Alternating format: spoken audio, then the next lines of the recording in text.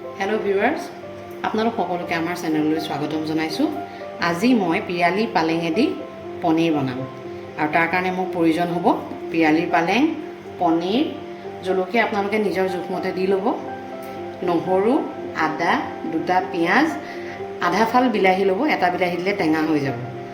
আৰু মছলাৰ কাৰণে মোক প্ৰয়োজন হ'ব জিৰা গুড়ি, ধনিয়া, মেগী মছলা আৰু এটা চাহী গৰম মছলা আৰু ফোৰণত আমি ইউজ কৰিম কালজিৰা আৰু এয়া তেজপাত।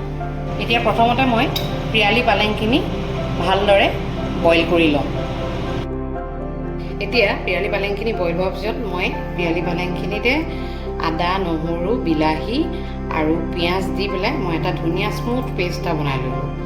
আৰু ইয়াতে মই বাতি এটাত অলপমান দৈ লৈছোঁ। সেই দৈতে কাশ্মীৰী ৰেড মিৰ্চ পাউডাৰ আৰু এইফালে জিৰা আৰু ধনিয়া দি পেলাই মই ধুনীয়াকৈ পেষ্ট এটা বনাই লৈছোঁ। আজি মই দৈ ব্যৱহাৰ কৰিছোঁ। দৈটো সম্পূৰ্ণ অপশ্যনেল হয়, আপোনালোকৰ ইচ্ছা অনুযায়ী ব্যৱহাৰ কৰিলেও পাৰে বা নোৱাৰিব পাৰে। এতিয়া আপোনালোকে পনীৰখিনি অলপ লাইট ব্ৰাউন কালাৰ হোৱাকৈ ফ্ৰাই কৰি লওক। এতিয়া মোৰ পনীৰখিনি ভজা হৈ গ'ল। এতিয়া মই পনীৰখিনি অকণমান কুহুমীয়া পানীত ভিজাই লওঁ। এতিয়া মই কেৰাহীত অকণমান তেল গৰম কৰি লৈছোঁ।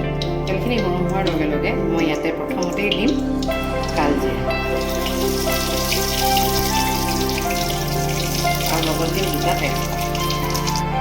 এতিয়া মই পালেং শাকৰ পেষ্টখিনি দি দিম লাহে লাহে। গেছটো কাটি অকণমান কমাই ল'ম।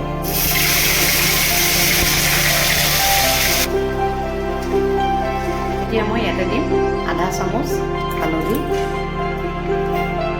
আৰু দিম আধা চামুচ নিমখ। নিমখ আপোনালোকৰ নিজৰ জোখ অনুযায়ী দিব আৰু বেলেঞ্চ হ'বৰ কাৰণে দিব অকণমান নামমাত্ৰ চেনি, কি এটা ধুনীয়া সোৱাদ আনিব। এতিয়া মই ইয়াতে বনাই থোৱা মছলাৰ পেষ্টটো দি দিম।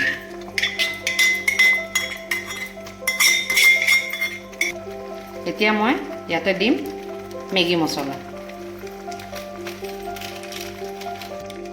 ইয়াতে এতিয়া মই অকণমান চাহী গৰম মছলা দিম যাতে পিয়ালি পালেঙৰ চেণ্টটো অলপ কমি যায়। এনেদৰে মই চিমত 15 মিনিটমান এইখিনি ৰখাৰ পিছত ইয়াতে মই এতিয়া পনীৰখিনি দি দিম।